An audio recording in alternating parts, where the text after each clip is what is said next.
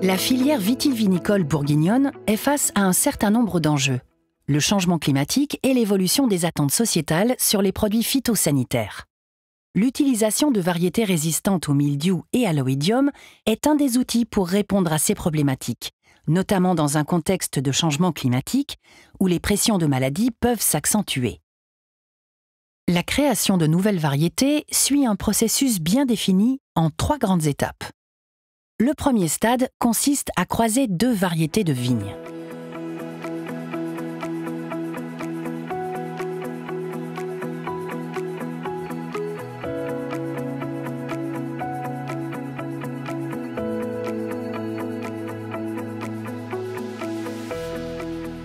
Dans le cas de la création de variétés résistantes, un des parents doit être naturellement porteur de résistance. Ces croisements peuvent donner plusieurs milliers de pépins.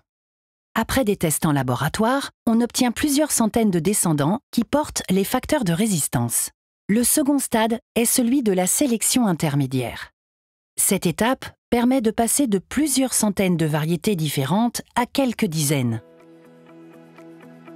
L'objectif est d'évaluer les résistances en conditions naturelles ainsi que les caractères agronomiques et œnologiques.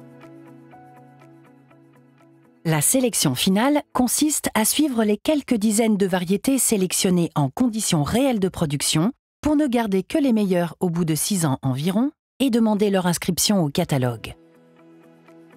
Le pas de temps de la création variétale est donc conséquent. Il faut environ 15 ans avant de pouvoir inscrire une nouvelle variété. Le programme CEP Innove, que nous vous présentons aujourd'hui, en est au stade de la sélection intermédiaire. Les premières variétés issues de ce programme seront disponibles à l'horizon 2030-2035. Il s'agit d'un des nombreux programmes régionaux de France, dont l'objectif est de créer des variétés résistantes au mildiou et à l'oïdium à typicité régionale. Le programme CEP Innove, porté à l'origine en 2014 par l'INRAE et l'IFV, est géré par les interprofessions de Bourgogne et de Champagne, où les mêmes cépages chardonnay et pinot noir sont utilisés. Une parcelle jumelle se trouve donc en Champagne. Les professionnels bourguignons sont impliqués tout au long du processus, afin de sélectionner les variétés du programme représentant le mieux la typicité bourguignonne.